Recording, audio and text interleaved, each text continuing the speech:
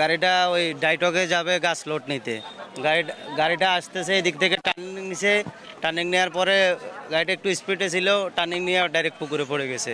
কমিশনা করলে এখানে একটা রিক্সা মারছে, মারার পরে লরিটা এদিকে আসছে, হঠাৎ করে সম্ভবত আপনার ব্রেক ফেল ছিল। 5 জন পথচারী হাঁটে যাইতেছে, তার মাঝে আপনার 4 জন চাপা পড়ছে, 3 জন উদ্ধার করে চকবাজার মেডিকেল নেওয়া হয়েছে, একজন শিশু এখনো নিখোঁজ আছে। আনুমানিক 8:30 সাড়ে 8টার সময় হঠাৎ করে আমি এখানে বসাচ্ছিলাম, হঠাৎ করে দেখছি এই লরিটি এসে পথচারী সহ পুকুরে নিমজ্জিত হয়েছে। পরবর্তীতে আমার সাথে লোকজন ছিল স্থানীয়, তাদেরকে আমি পুকুরে নামিয়ে 4 জনকে আমরা উদ্ধার করেছি। উদ্ধার করে 3 জনকে, একজনের অবস্থা ভালো, 3 জনের অবস্থা আশঙ্কাজনক ছিল।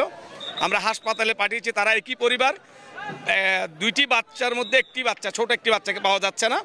আমাদের এলাকাবাসী এবং পরবর্তী ফায়ার সার্ভিসের টিম এসে অনেকক্ষণ খোঁজাখুঁজি করেছে, বাচ্চাটিকে এখনো পাওয়া যায় না। এখন আপনার রেকার এসেছে, ক্রেন এসেছে। হ্যাঁ, পরিবার বলছে ওনার বাচ্চার মা ছিল এখানে অনেকক্ষণ, ওনার নুসরাত জাহান, একই পরিবার। একটি বাচ্চাকে আমরা উদ্ধার করতে পারিনি, বাচ্চাটা পাওয়া যায়নি, প্রায় 2 ঘন্টা খোঁজাখুঁজি করেছে। সংবাদ পাওয়ার সাথে সাথে আমরা আমাদের টিম নিয়ে আমরা চলে আসছি। আমাদের 2টা গাড়ি আসছে। আসার পর যেটা জানতে পারলাম যে এই লরিটা এখান থেকে ব্রেক ফেল করে পড়ে গেছে এবং স্থানীয় পাবলিক নেমে 3 জন অথবা 4 জনকে উদ্ধার করে হাসপাতালে প্রেরণ করছে। সর্বশেষ সবাই উদ্ধার হয়ে গেছে, শুধু একটা বাচ্চা নাকি আটকা পড়ে আছে। আমাদের লোকজনও নামিয়ে ওরা শ্বাস করে পায় নাই।